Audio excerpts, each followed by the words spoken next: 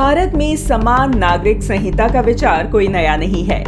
स्वतंत्रता से पूर्व ही यह विचार उत्पन्न हो चुका था, जिस पर आज भी बहस जारी है। तो आइए जानते हैं समान नागरिक संहिता है क्या और कौन लोग इसका विरोध करते आए हैं और कौन इसके पक्ष में रहा। भारत में इस समय दो तरह के कानून हैं, क्रिमिनल कानून और सिविल कानून। क्रिमिनल कानून में सभी धर्मों या समुदायों के लिए एक ही तरह की कोर्ट, प्रोसेस और सजा का प्रावधान होता है। वहीं दूसरी ओर सिविल कानूनों में परंपरा, रीति रिवाज और संस्कृति की खास भूमिका होती है। शादी ब्याह और संपत्ति से जुड़ा मामला सिविल कानून के अंदर आता है। यही वजह है कि इस तरह के कानूनों को हम पर्सनल लॉ भी कहते हैं।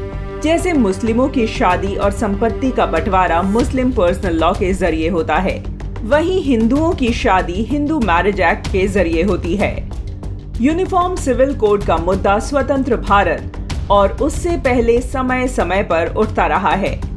वर्ष 1835 में ब्रिटिश सरकार ने एक रिपोर्ट पेश की थी, जिसमें क्राइम, एविडेंस और कॉन्ट्रैक्ट्स को लेकर देश भर में एक समान कानून बनाने की बात कही गई। 1840 में इसे लागू भी कर दिया गया, लेकिन धर्म के आधार पर हिंदुओं और मुसलमानों के पर्सनल लॉ को इससे अलग रखा गया। वर्ष 1941 में BN राव कमेटी बनी। इसमें हिंदुओं के लिए कॉमन सिविल कोड बनाने की बात कही गई। आजादी के बाद 1948 में पहली बार संविधान सभा के सामने हिंदू कोड बिल पेश किया गया।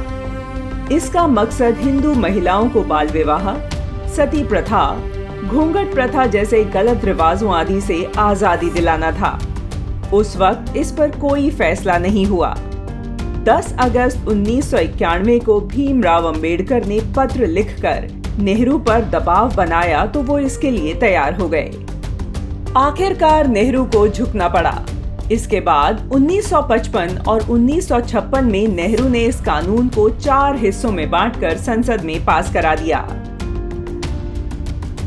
राजेंद्र प्रसाद, श्यामा प्रसाद मुखर्जी और दूसरे नेताओं का कहना था कि जब महिलाओं के हक के लिए कानून बना है तो सिर्फ हिंदू महिलाओं के लिए ही क्यों, सभी धर्मों की महिलाओं के लिए समान कानून क्यों नहीं बनाया जा रहा है।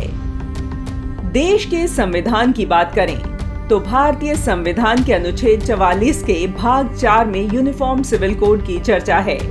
राज्य के नीति निदेशक तत्व से संबंधित इस अनुच्छेद में कहा गया है कि राज्य देश भर में नागरिकों के लिए एक यूनिफॉर्म सिविल कोड लागू कराने का प्रयास करेगा।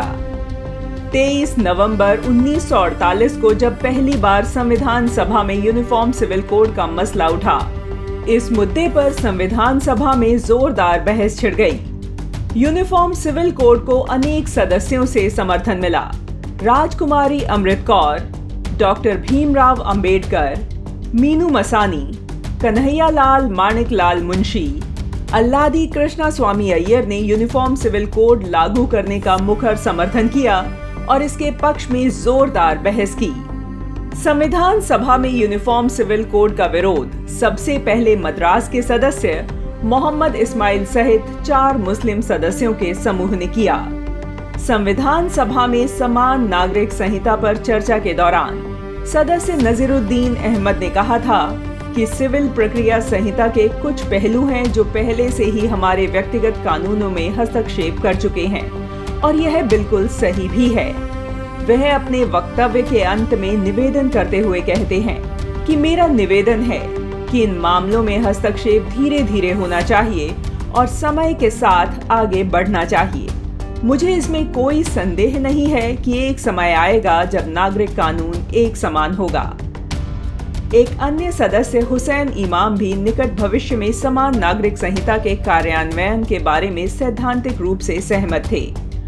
उन्होंने कहा, जब पूरा भारत शिक्षित हो जाएगा, जब बड़े पैमाने पर निरक्षरता दूर हो जाएगी, जब लोग वे आगे बढ़े हैं, जब उनकी आर्थिक स्थिति बेहतर होगी, जब प्रत्येक व्यक्ति अपने पैरों पर खड़ा होने और अपनी लड़ाई खुद लड़ने में सक्षम होगा, फिर आपके पास समान कानून हो सकते हैं। संसद ने विवाह, विरासत आदि में समानता की मांग करने वाले विधेयक के अनेक ड्राफ्ट प्राविधान को स्थगित कर दिया था, जिसके परिणाम स्वरूप डॉक्टर अंबेडकर ने 1951 में मंत्रिमंडल से इस्तीफा दे दिया। इस प्रकार डॉक्टर अंबेडकर समान नागरिक संहिता के समर्थन में सदैव मुखर रहे।